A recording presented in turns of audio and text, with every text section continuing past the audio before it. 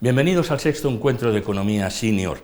Llevamos 6 años reflexionando, dialogando, investigando sobre todas estas cuestiones relacionadas con la edad de jubilación, con las pensiones, con la ayuda sociosanitaria, con el nuevo paradigma. Estamos en una nueva situación, realmente hay muchas personas mayores de 65 años con deseos de seguir trabajando en plenitud de facultades. Está cambiando nuestra sociedad y reflexionamos aquí en el encuentro de Economía Senior que, como saben, organiza CaixaBank Enisa, que es la empresa nacional de innovación, y también Senior Economy Forum. Bueno, hemos titulado en este caso si estamos o no estamos en un punto de inflexión. Veremos. El año pasado tuvimos la oportunidad de comenzar con una entrevista con el ministro José Luis Escrivá. Tuvo una enorme repercusión. Todavía había muchas cosas por delante, muchas cosas por hacer, algunas se han hecho este año y queremos saber ahora dónde nos encontramos y precisamente comenzamos también, y es una suerte, en este diálogo con el ministro José Luis Escrivá. ¿Qué tal? ¿Cómo está? Muy bien, muchas gracias. Un placer siempre. Vaya año más intenso. Usted anunció una serie de cuestiones, se han producido. Nos gustaría saber cómo ha sido este año difícil y dónde estamos en este momento. Pues si seguimos una perspectiva puramente cronológica, después de nuestra entrevista, también muy gratificante para mí, justo hace un año, un poquito menos de un año, lo primero que hicimos, y eso fue ya en el mes de julio, fue algo que para nosotros, yo creo que para todos, puede considerarse como un hito, porque llevábamos décadas y décadas esperando que los autónomos, los que trabajan por cuenta propia, tuvieran un régimen en la seguridad social que convergiera con el régimen general, tanto en protección como también en que sus rendimientos estuvieran alineados, como en el caso de los asalariados, a sus rendimientos netos, a sus ingresos reales. Eso lo acordamos con todos los agentes sociales y en este caso también en una mesa ampliada con los representantes de las 3 principales asociaciones, las más representativas de los autónomos. Ese acuerdo dio lugar a una ley que ya está en vigor y que desde el 1 de enero de este año pues los autónomos tienen una protección reforzada y además durante un periodo que se va a dilatar durante una década, progresivamente sus ingresos se van a ir ajustando a sus rendimientos reales progresivamente. ¿Qué supone esta norma tan importante y tan esperada? Por una parte, que los autónomos van a beneficiarse más de la acción protectora de la seguridad social. Le pongo un ejemplo. Antes, un autónomo, para tener una ayuda en caso de que vinieran malas, tenía prácticamente que cerrar la persiana y dejar de ser autónomo, el famoso cese de actividad.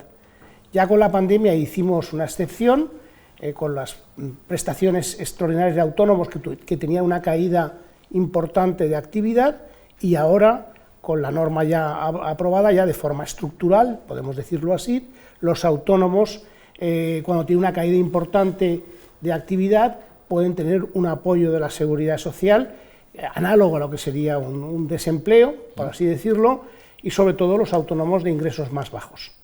Al mismo tiempo, los autónomos van a cotizar crecientemente por rendimientos netos. Eso significa que un autónomo, al principio de su carrera, normalmente cuando tiene menos ingresos, va a cotizar significativamente menos que lo hacía antes, que tenía un mínimo que se va a rebajar. Y según vaya avanzando su carrera laboral, según vaya teniendo más ingresos, pues irá cotizando acordemente. Y de esta forma pues tendrá que tener también mejores prestaciones. Todo eso ha pasado en este año, autónomos, pero ha habido más cosas este año también. Sí, posteriormente hemos creado una nueva ley de planes colectivos de empleo, que es lo que llamamos el segundo pilar del sistema de seguridad social y que en España estaba muy infradesarrollado, porque aunque el pilar fundamental, el primer pilar es el sistema público de pensiones, hay también un segundo pilar que en España había que desarrollar y hemos creado un conjunto de incentivos y una simplificación para que en la negociación colectiva pueda haber planes colectivos de empleo y suplementos de pensiones mediante procedimientos voluntarios. Esta es la segunda norma. Y quizá la norma más importante, que es la que aprobamos hace unas semanas en el Congreso de los Diputados por una amplia mayoría, es el cierre de todo el sistema de la sostenibilidad del sistema de pensiones español. En su momento, justo hace más de un año, hicimos el primer bloque de sostenibilidad de las pensiones y de asegurar su poder adquisitivo y derogación de la reforma del 2013. Ahora lo que hemos añadido son elementos que afianzan esa sostenibilidad a corto, medio y largo plazo. Yo creo que ese es el elemento principal. Sobre esta cuestión, de todos modos, usted sabe que hay una relativa controversia, ¿no? No todo el mundo se lo cree. Todo el mundo dice, ¿pero esto realmente va a ser sostenible? Y el otro día, hablando con unas personas del entorno, unos 40 años, decían, sí, pero cuando nos toque a nosotros, eso ya nos llega tarde y tal. ¿Cómo se defiende el que sí hay sostenibilidad en estas propuestas y en esta aprobación que se ha hecho en el Congreso de los Diputados? Desgraciadamente en España, y esto viene de lejos, se ha creado una visión absolutamente artificial de falta de sostenibilidad de las pensiones y sobre todo para los más jóvenes, que no responde en ningún caso ni a la realidad ni a la solidez de las proyecciones que se hacen desde las instancias que realmente están preparadas para ello, como somos nosotros, la Seguridad Social, como pueden ser las autoridades europeas, lo que se llama el informe de envejecimiento que se elabora en Europa cada 3 años, o las proyecciones que hace la Autoridad Independiente de Responsabilidad Fiscal. Si atendemos a esas proyecciones, podemos comprobar que el sistema de pensiones en España está sometido a una cierta tensión en la década de los 30 y en la década de los 40, que es cuando se jubilan los llamados baby boomers, es decir, yo. Y que esa tensión surge porque la generación que nos sigue, la de mis hijos, es una generación más estrecha, que es la que tiene que financiar el sistema de los que se jubilan. En un sistema de reparto como el que tenemos, donde una generación financia a la anterior. ¿Qué es lo que ocurre? Y eso es así, y es determinístico y no está sometido a discusión, que la generación que sigue a la generación de nuestros hijos es de tamaño similar a la de nuestros hijos, con lo cual se produce un reequilibrado en el sistema y el gasto en pensiones baja significativamente en España a partir del año 2050. Esto no es discutible. Por lo tanto, si alguien puede estar realmente tranquilo sobre sus pensiones, son aquellos que se jubilarán más allá del 2050.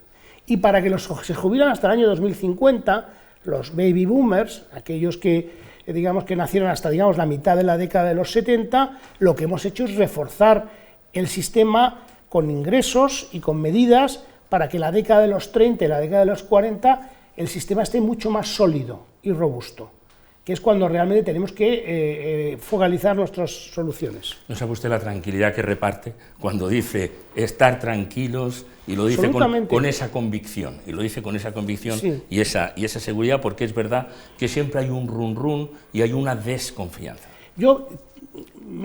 Hasta ahora me ha costado pronunciarme sobre este run y esta desconfianza, pero ya visto sobre todo lo que hemos vivido en las últimas semanas y el grado de desinformación, sobre todo a raíz de la nueva norma, con el acuerdo que tiene, no me queda más remedio que explicar lo que yo creo que es la causa principal de esa desinformación y que responde probablemente a intereses legítimos, pero que la gente tiene que saber dónde está, qué intereses se defienden y por qué cuando se toman esas posiciones. Precíselos, por favor. Si usted examina de dónde vienen las críticas al sistema, sistemáticamente comprobará que prácticamente en todos los casos provienen de personas o instituciones, fundaciones, etcétera, vinculadas al sistema financiero o al sistema asegurador. Prácticamente en todos los casos. Es decir, cuesta encontrar a alguien que genuinamente independiente y sin ningún interés se pronuncie sobre estos temas de pensiones. La financiación de las investigaciones, de los análisis, de los posicionamientos, tiene ese patrón común que es el sistema financiero en su conjunto y el sistema asegurador. ¿Y por qué? Pues porque realmente en ese mundo, realmente el valor de esas empresas depende en gran medida del conjunto de depósitos o activos bajo gestión o primas que se gestionen. Y eso depende en una parte significativa, y es legítimo, de que si existe incertidumbre sobre el sistema de pensiones, si existe incertidumbre sobre el medio y largo plazo, pues la propensión nuestra es ahorrar más, ahorrar en productos financieros, porque yo no sé si tendré pensión o no. Entonces, esto es lo que hay detrás, y es muy triste, pero es un interés muy común. Pero déjeme decir una observación sociológica que puede ser añadido a eso quizá. La sociedad en general es más timorata después del COVID. Por muchas razones, la gente tiene una mayor aprensión en todo, ¿eh? Es una buena observación. Yo creo que lo que yo diría, bueno, pues esos posicionamientos que son tradicionales en España, es decir, digamos, anuncios de que el sistema de pensiones en España público iba a colapsar, los tenemos desde principios de los años 90, sistemáticamente, y nunca se han cumplido. Y después, a pesar del Pacto de Toledo. Y a pesar del Pacto de Toledo, que le da una fortaleza. Y todas estas opinadores sobre pensiones acuden al Pacto de Toledo y dan sus opiniones y dan sus soluciones. Por lo tanto, hay una canalización en España para que esas posiciones se puedan o no incorporar en el conjunto de recomendaciones. Por eso lo digo, que esto es así. Pero me parece que su observación es una observación muy pertinente. Probablemente el clima en la sociedad, digamos, la actitud media en la sociedad ahora es más proclive, está más inclinada a que las noticias negativas, el pesimismo, digamos, le afecte más. Y es una pena porque, perdóneme que le diga, que igual que el COVID ha sido un gran drama, también la forma en la que hemos salido del COVID y la fuerte recuperación que estamos teniendo, por ejemplo, en el empleo y en el desenvolvimiento económico, incluso en un entorno como la guerra, nos hace pensar que el futuro a veces nos augura situaciones negativas, pero también positivas. Es decir, que yo creo que es simétrico. Yo siempre he defendido que España va mejor de lo que se publica. Absolutamente. Y se lo digo con el tono autocrítico que esto pueda suponer desde los medios de comunicación. Sí. Y eso cuando uno está fuera, yo he estado la semana pasada en Washington, en reuniones en el Fondo Monetario Internacional, en el Banco Mundial, me he visto con muchísima gente, no se puede imaginar hasta qué punto es así cuando lo ve alguien desde fuera que tiene una perspectiva más objetiva y más horizontal de lo que pasa. De todos modos, estamos diciendo que la juventud vaya ahorrando, todo esto está muy bien, pero la juventud lo tiene muy difícil. En primer lugar, para encontrar trabajo, después para tener un salario digno, después para poder encontrar un espacio para ahorrar. Entonces, yo no sé si esos espacios de la colaboración público-privada tendrían que ser favorecidos también para que toda esa gente pudiera entrar contribuyendo, ¿no?, a solidificar desde el punto de vista privado el sistema. Sí, pero yo, permítame que... porque a veces se plantea una relación de intercambio, de contraposición entre reforzar el sistema de pensiones y apoyar a nuestros jóvenes. Es que esto es falso, es decir, son contraponer cosas que no deben contraponerse en ningún caso ni que sirven. A los jóvenes, ¿cómo se les apoya? Se les apoya, por ejemplo, con la reforma laboral. La reforma laboral reduciendo extraordinariamente la precariedad y dándoles trabajos más estables y mejores trabajos, se les apoya así. El plan de recuperación, por ejemplo, todo el esfuerzo inversor que se está haciendo en sectores de alta tecnología, etcétera, son claramente elementos que están generando mejores trabajos. La posición de partida no es muy buena. Lo que se está haciendo en el ámbito de la vivienda, por ejemplo, lo que hemos oído estos días, pero más políticas, todo lo que se ha hecho en el ámbito de la formación profesional y que se está haciendo para que exista un mejor ajuste en el mercado de trabajo entre lo que se demanda y oferta. Es decir, son tantas cosas las que hay que hacer por los jóvenes, pero eso no puede decirse, eso no puede ser a costa de debilitar el sistema de pensiones, es que no tiene sentido. De todos modos, también evoluciona el segmento superior a los 65 años en España, que pronto pues será la tercera parte aproximadamente de la población, y ahí hay nuevas demandas también, no solamente en el ámbito de las pensiones, en el ámbito sociosanitario, por ejemplo, en esa voluntad de que todo el mundo, y es legítima, dice, bueno, yo me hago mayor, pero cuanto más tiempo pueda estar en mi casa, hasta que sea imposible, mejor que estar en una residencia o que estar, por supuesto, en un hospital. Correcto, yo creo que eso es uno de los objetivos del Plan de Recuperación y Resiliencia. si no mal recuerdo es en el objetivo, en el componente 23. El componente 23 aborda, el componente 22, aborda claramente pues un cambio de enfoque en España. En España la atención para los mayores, de la dependencia y en las personas que realmente necesitan cuidados a partir de cierto momento ha tenido un decantamiento excesivo, y eso está así considerado, hacia las residencias, el cuidado en residencias. Las nuevas tecnologías, las nuevas aproximaciones a los cuidados posibilitan mucho más, deberían posibilitar mucho más en España el que las personas vivan en sus casas mucho más tiempo. Para eso, en el Plan de Recuperación y Resiliencia hay todo un conjunto de proyectos pilotos, trabajando con organizaciones no gubernamentales y trabajando con ayuntamientos, sobre todo, y con comunidades autónomas, pero sobre todo con ayuntamientos, con trabajadores sociales. Hay que esperar los resultados de esos pilotos, que ya están en marcha, pero esos pilotos están justamente diseñados así para, primero, tener la evidencia de que estas formas más novedosas de cuidar a nuestros mayores son eficaces, tienen buenos resultados, y después poderlos escalar completamente a nivel nacional. Pero sabemos que hay países, estoy pensando en los países nórdicos, que ya han hecho estos pilotos, donde los resultados son muy buenos. Sí, aquí siempre está el problema de la preparación digital, ¿no?, de los mayores. Aquí hemos vivido aquella casi insurrección, ¿no?, de los mayores, liderada e inspirada, ¿no?, por aquella persona, Carlos San Juan, con relación a las entidades bancarias, que luego hubo una reacción positiva y todo eso se ha normalizado, o por lo menos estamos en camino de ello. Sin embargo, déjeme decir que las personas mayores también se quejan de que la Administración en este momento iría por detrás de lo que han hecho muchas entidades bancarias, muchas empresas, etcétera, y hay unas listas de espera tremendas, no solamente en la sanidad, también en la seguridad social. ¿Cómo se responde a esto? Tenemos que rejuvenecer las plantillas, lo estamos haciendo. Nosotros, por ejemplo, estamos incorporando justamente este primer semestre del año interinos, no esperando a las oposiciones, pues por un número que está en torno a los 3.000, y va a ir dando resultados. Yo creo que nosotros estamos trabajando en nuevas fórmulas, por ejemplo, la videollamada. La videollamada es algo que prácticamente no utilizábamos en la seguridad social, y que la videollamada permite ahora interacción con las personas de una forma mucho más natural.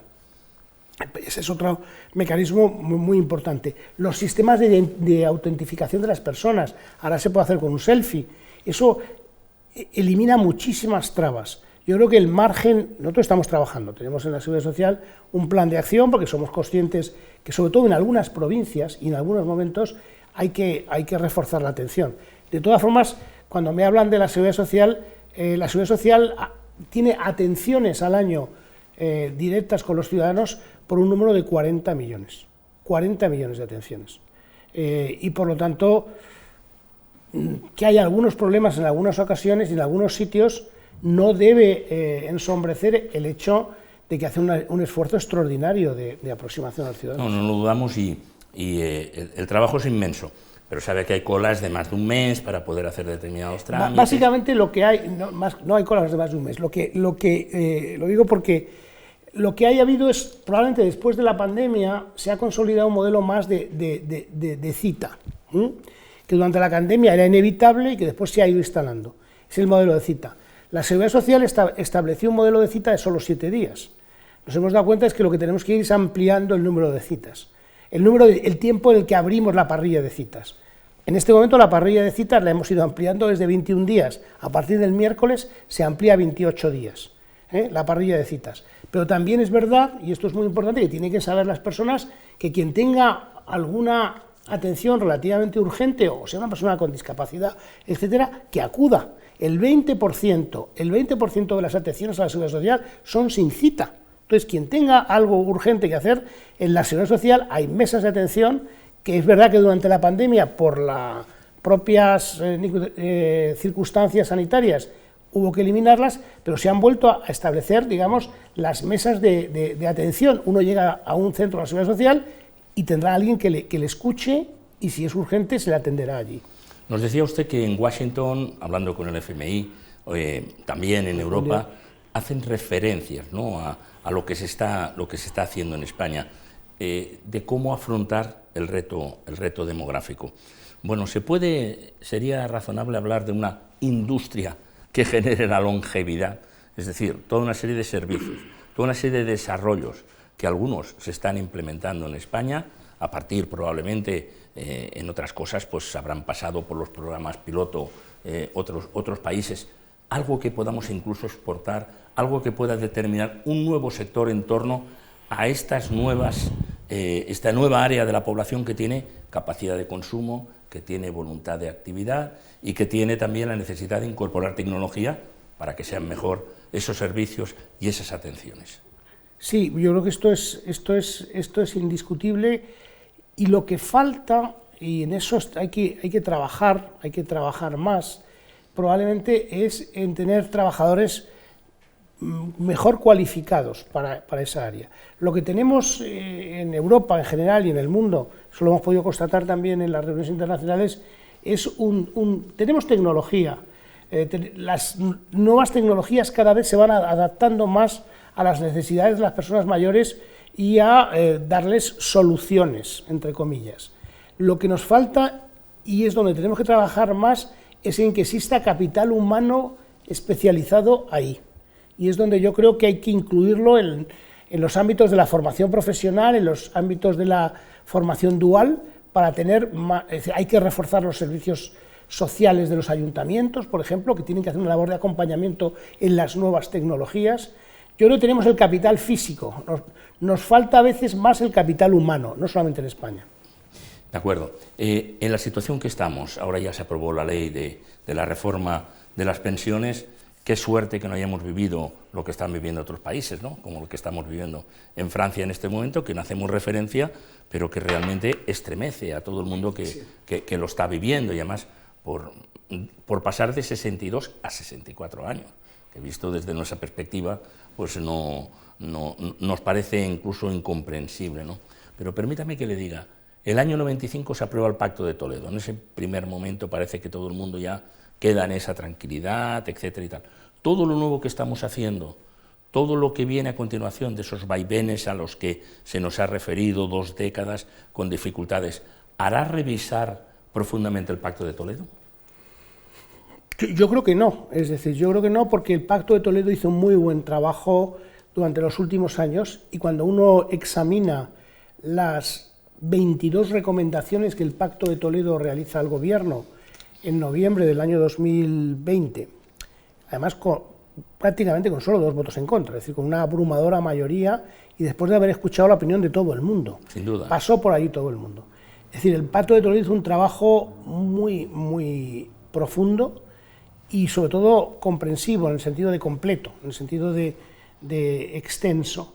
Que puede quedar alguna cosa más pendiente para el Pacto de Toledo. Yo creo que ellos están pensando ya reunirse otra vez y darle una vuelta, pero yo creo que el grueso de lo que había que hacer se ha hecho, porque nuestras normas, estas 5 normas que hemos pasado en los últimos 2 años, abordan prácticamente las 22 recomendaciones, y por lo tanto salimos con un sistema muy, muy completo y muy moderno, sinceramente lo creo, y muy sostenible, además, muy sostenible y con mucho equilibrio en la sostenibilidad, porque por una parte, volviendo al tema este que preocupan a muchos, ¿y por qué es equilibrado? Porque por una parte nos apalancamos en la anterior reforma aprobada en el Pacto de Toledo del 2011, que es la edad legal de jubilación, y lo que nos faltaba era modificar un poquito los incentivos sobre la jubilación anticipada, digamos, desincentivar un poquito más la jubilación anticipada, sobre todo de determinados colectivos, y al mismo tiempo generar incentivos a la jubilación demorada. Hoy estamos haciendo pagos en la Seguridad Social a personas de carreras muy largas, de más de 200.000 euros, pagos en efectivo. Eso ya se está produciendo. Personas que tienen carreras muy largas, profesionales, y que demoran su jubilación años y años, el pago ya se está produciendo desde el 1 de enero del 2000. ¿Como incentivo? Como incentivo. El incentivo puede llegar a ser 13.000 euros por año demorado, o un 4% más de pensión por año demorado, o una combinación de los dos. Este esquema de incentivos a la jubilación demorada está dando ya muy buenos resultados, y de alguna forma es es probablemente el mecanismo más efectivo de sostenibilidad del sistema, porque es que la edad efectiva de jubilación se vaya acercando a la edad legal. Cada año que aumenta la edad efectiva tenemos un reforzamiento del sistema extraordinario, y de alguna forma lo que estamos haciendo con este modelo de jubilación demorada es que la aportación a la sostenibilidad que hacen aquellas personas que por razones voluntariamente y porque vitalmente lo quieren así, trabajar más, es decir, nos repartimos el ahorro que tienen para el sistema entre ellos y nosotros. Muy interesante. Vamos a ir concluyendo, si le parece. Sí. Hemos mirado este año y ha sido un año realmente de vértigo, pero se han alcanzado los objetivos que se habían planteado. Bueno, la legislatura termina a final de año. ¿Qué nos deparará este medio año que nos falta hasta las próximas elecciones? Nosotros lo que tenemos previsto es reunirnos con los agentes sociales otra vez en las próximas semanas, una vez que nos hemos recuperado todos del intensísimo trabajo que se han venido realizando durante 2 años, y yo creo que tenemos pendiente trabajar más en el ámbito de la jubilación parcial. Nosotros a principios de este año hemos iniciado un acuerdo piloto para médicos de atención primaria y médicos de atención primaria en pediatría, que tenemos ciertas expectativas de ver el resultado porque ya está vigente. Lo hablamos con los agentes sociales y lo acordamos con las comunidades autónomas, los consejeros de sanidad, porque hay un problema con los médicos más acuciante que en otros sitios, pues se van a jubilar muchos médicos de atención primaria, se están jubilando ya y en los próximos años. Y habíamos constatado que la mayoría de ellos no prolongaba su jubilación más allá de la edad legal, que normalmente es 65 años. Entonces, lo que hemos hecho, y tenemos unos meses solamente de experiencia, tenemos que evaluarlo más, es que les hemos dado 2 opciones a los médicos que no tenían, estos médicos de atención primaria. La primera es exactamente que pueden compatibilizar el 75% de su pensión y seguir trabajando en los servicios de salud de las comunidades autónomas. La segunda es que pueden trabajar media jornada y simultanearla también con el 75% de su pensión. Y por lo tanto esta jubilación parcial, generosa yo diría, y pensada en términos de piloto para ver si realmente con condiciones muy incentivadoras se produce un aumento de la edad, digamos, de las demora en la jubilación, si nos da resultados puede inspirar una política más general. O sea, para otros colectivos que no necesariamente para estos tenemos médicos que mirarlo, sí. De atención primaria. Yo creo que cada vez más en políticas públicas hay que descansar en pilotos, porque realmente no sabemos a priori si se van a producir cambios de comportamiento o no, y entonces hacer un piloto acotado nos da pistas para saber si lo que estamos pensando de verdad se va a materializar. Ministro José Luis Escrivá, ha sido un placer dialogar con usted. Muchas gracias por de nuevo estar en este encuentro como siempre, de economía. Y muchísimo ánimo en la labor de divulgación que hacéis, porque es importantísima. Muchas gracias, pues se lo traslado en nombre de la organización. Y también, como hemos hablado de reto demográfico, ahora vamos a hablar, la siguiente conversación para hablar esta área de gobierno será con el secretario de reto demográfico, con Francesc Boya. Hay mucho que decir ahí. Gracias.